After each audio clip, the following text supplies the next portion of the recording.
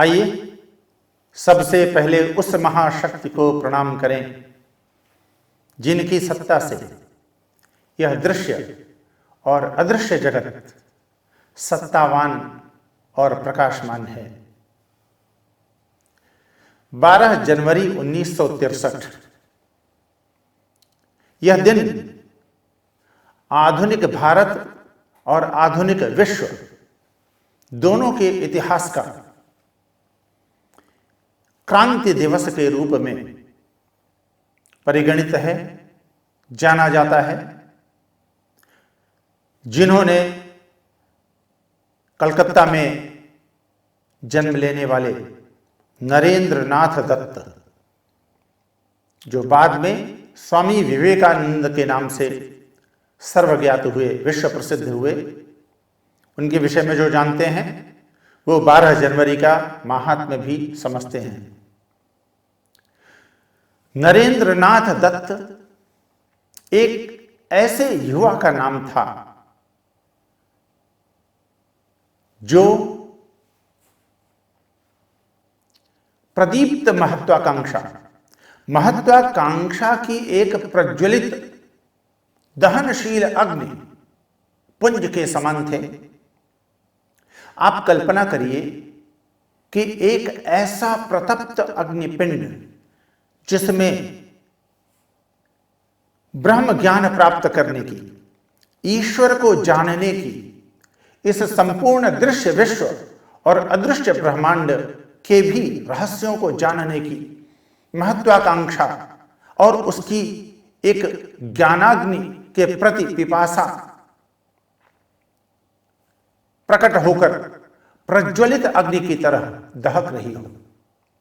एक ऐसा जीवंत अग्निपिंड जिसमें ईश्वर प्राप्ति की महत्वाकांक्षा प्रज्वलित होकर दहक रही हो, जिसमें प्रज्ञा भी हो, जिसमें बुद्धि भी हो, जिसमें चेतना भी हो, जिसमें दिव्य शिव संकल्प करने वाला मन भी हो।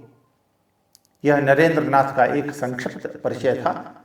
और जब वो किशोरावस्था में थे, तब किशोरावस्था में प्रत्येक युवा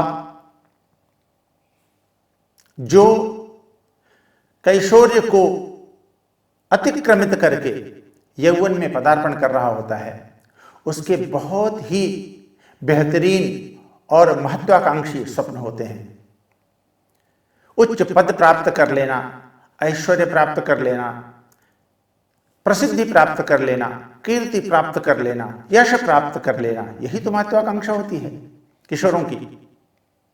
और युवा होते होते ये महत्वाकांक्षा और प्रबलतर और घनीभूत होने लगती है। किंतु नरेंद्र नाथ में जो महत्वाकांक्षा थी वह ज्ञान प्राप्ति की महत्वाकांक्षा थी। इस विश्व के रहस्य को समझने की महत्वाकांक्षा थी।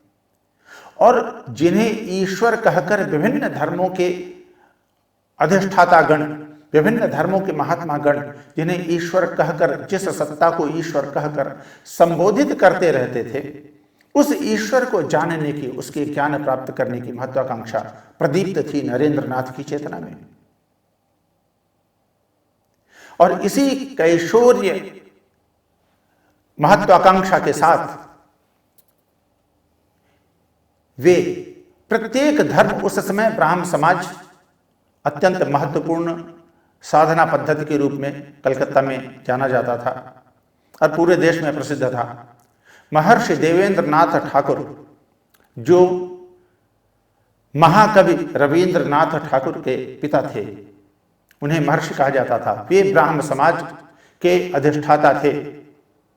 उनके समक्ष भी किशोर विवेक नरेंद्र नाथ दत्त गए और उनसे ईश्वर प्राप्ति के उपायों के विषय में पूछा। वहां निराकार सगुण पर ब्रह्म की साधना का उपाय बताया जाता था, उसकी पद्धतियां बताई जाती थी। लेकिन नरेंद्र नाथ ने महर्षि देवेंद्र नाथ ठाकुर से भी यही प्रश्न किया था कि क्या जिस निराकार सगुण ईश्वर की चर्चा आप करते हैं अपने प्रवचनों में, क्या आप उन्हें देख चुके हैं, उनका अनुभव कर चुके हैं? इसी प्रकार विजय कृष्ण गोस्वामी, जो उस समय कलकत्ता के बहुत प्रसिद्ध साधक थे, संत की प्रतिष्ठा प्राप्त थी उन्हें, केशव चंद्र सेन, नव विधान के प्रणेता केशव चंद्र सेन,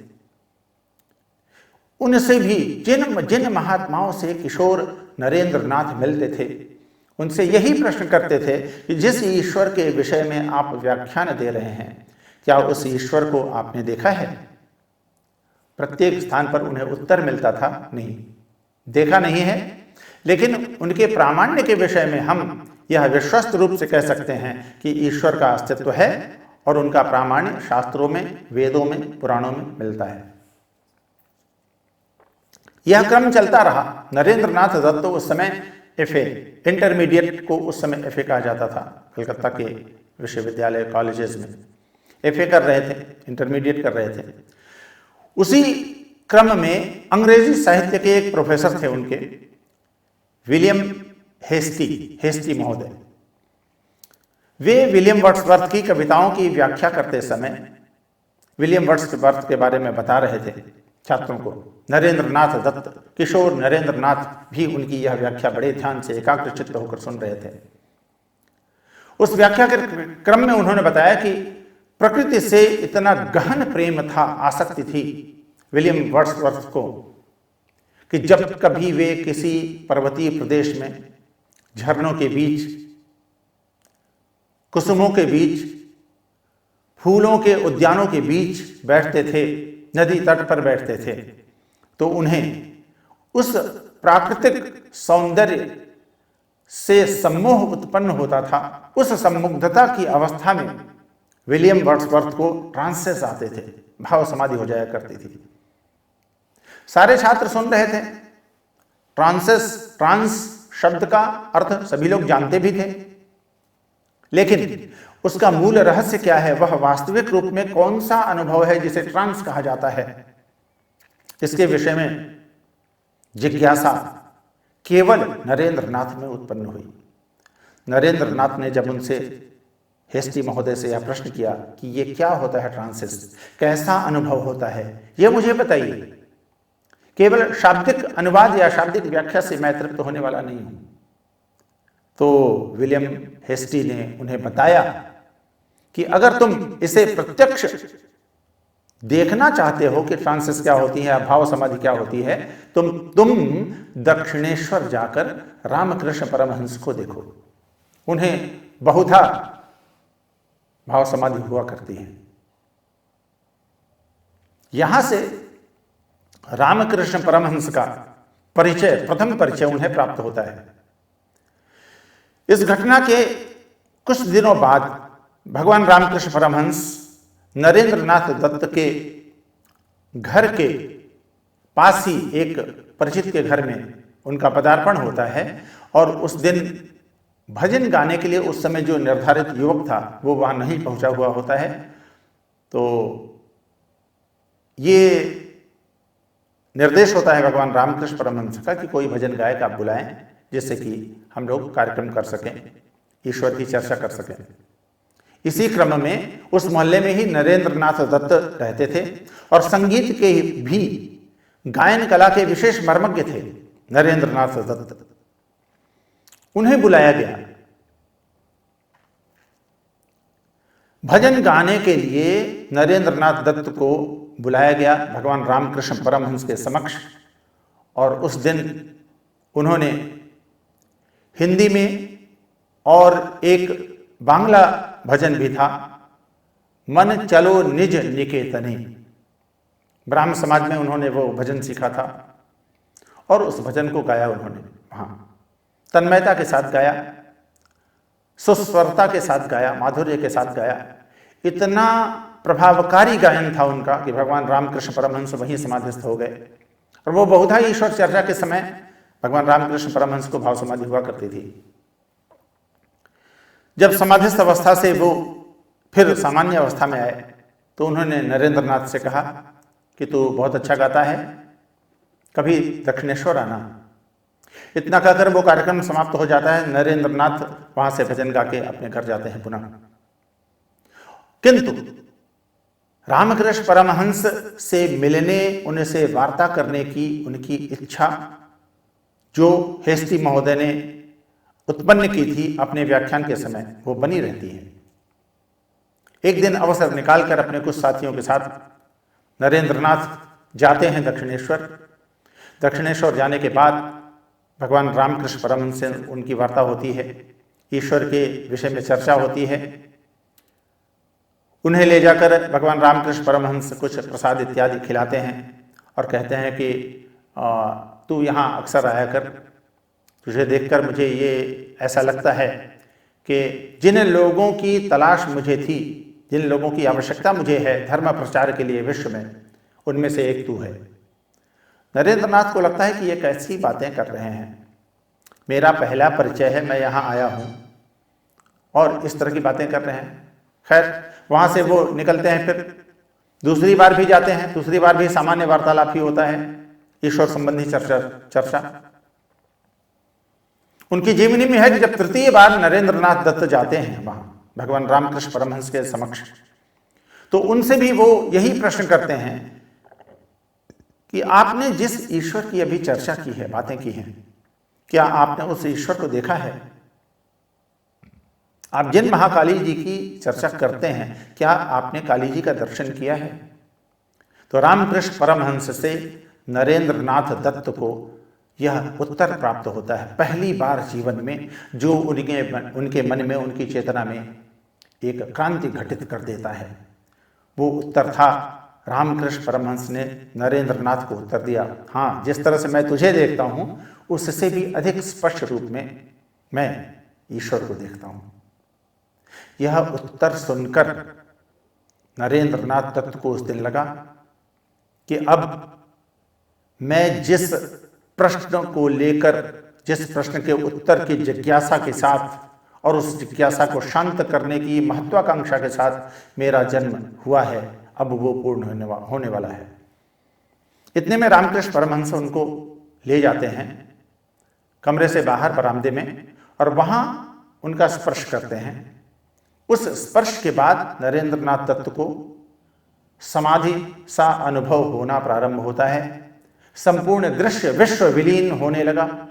उन्हें लगा कि मेरा अहम समाप्त होता जा रहा है, मेरा अपना अस्तित्व समाप्त होता जा रहा है और संपूर्ण विश्व, दृश्य विश्व जिसको वो इंद्रियों के माध्यम से प्रत्यक्ष कर रहे थे, वो समाप्त होता जा रहा है। इस अनुभव के बाद उन्हें समाधि लग गई और कुछ ही देर में उन्होंने जब देखा समाधि भंग हुई तो देखा भगवान रामकृष्ण परमहंस उनके माथे को स्पर्श करके सहला रहे हैं। उन्होंने कहा, उठ, आज तुझे इतना ही अनुभव देना था, इसलिए ये अनुभव मैंने तुझे दे दिया। अब अगली बार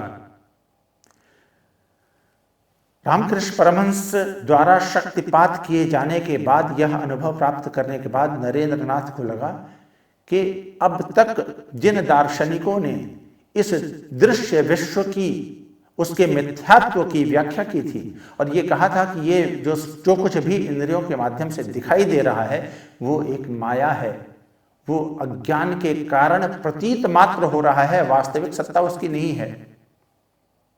यह जो उन्होंने पढ़ रखा था पाश्चात्य और पूर्वात्य दार्शनिकों के ग्रंथों में, ब्राह्म समाज में जो कुछ उन्हें शिक्षा मिली थी माया के संबंध में और दृश्य विश्व की नश्वरता के संबंध में, उसके मिथ्यात्व के संबंध में, वो सब कुछ एक दृढ़ होकर परम सत्य के रूप में उन्हें दिखाई देने लगा उस अनुभव के बाद। और यहां से नरेंद्रनाथ दत्त के विवेकानंद बनने की प्रक्रिया का प्रारंभ होता है। यहां से नरेंद्रनाथ दत्त यह अनुभव कर लेते हैं कि यह सामान्य सा दिखाई देने वाला व्यक्ति जो अपने वेशभूषा के कारण, अपनी भाषा के कारण, अपने दृश्यता के कारण, अपने मुखमंडल, शारीरिक लक्षण इत्यादि के कारण बहुत सामान्य सा प्रतीत होने वाला यह व्यक्ति अनंत ज्ञान का महासमुद्र है, अनंत ज्ञान का भंडार है। तब उन्हें यह प्रतीत होने लगता है और यह अनुभव हो चुका होता है। उसके पहले उन्हें ऐसा लगता था कि कहीं इनकी मानसिक अवस्था असंतुलित तो नहीं हो गई है। लेकिन उस दिन भगवान रामकृष्ण परमहंस के विषय में उनकी यह मिथ्या धारणा पूर्णतः ध्वस्त हो गई और उनकी वास्तविकता के विषय में नरेंद्रनाथ तत्व को विश्वास हो गया। और उस दिन के बाद से नरेंद्रनाथ के विवेकानंद की प्रक्रिया बनने की प्रक्रिया प्रारंभ होती है और अंततः भगवान रामकृष्ण परमहंस के आशीर्वाद से वह किशोर 18 वर्ष का किशोर 1983 में, जिसने 18 वर्ष की अवस्था में रामकृष्ण परमहंस का प्रथम दर्शन किया था और उस दर्शन के बाद समाधि लाभ प्राप्त किया था, वह अंततः विवेकानंद के रूप में विश्व मंच पर प्रकट होते हैं और उस समय पराधीन भारत के परम गौरव को, परम आध्यात्मिक सर्वोत्कृष्टता को विश्व में व्याख्यायित करते हैं। और विश्व यह जानकर आश्चर्यचकित हो उठता है कि भारत जिस पर अंग्रेजों का, ब्रिटेन का अवैध आधिपत्य है, वह इस तरह के अद्भुत प्रतिभाशाली संतों की भूमि है।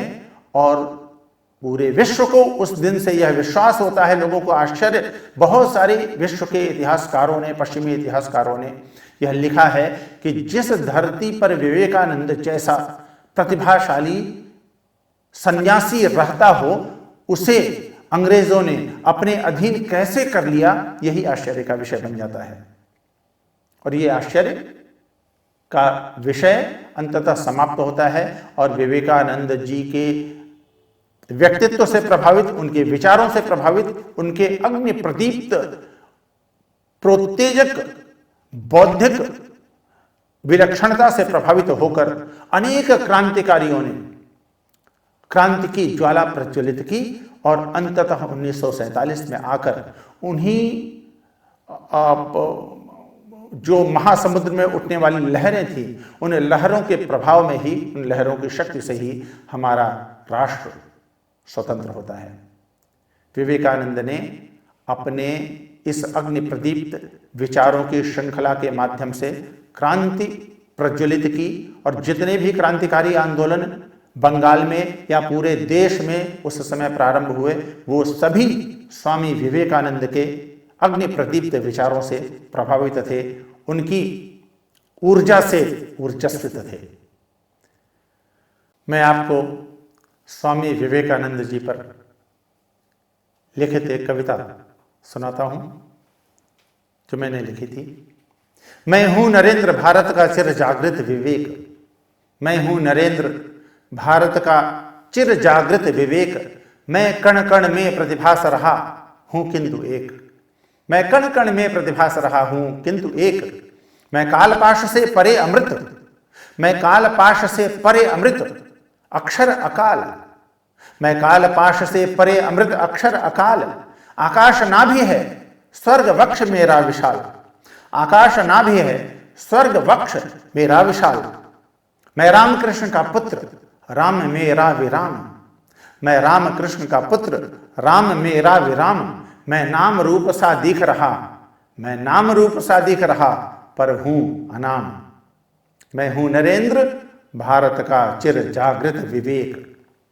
हम आपसे सनातन भारत के इन महत्वपूर्ण अध्यायों पर, महत्वपूर्ण व्यक्तित्वों पर वार्ता करते रहेंगे।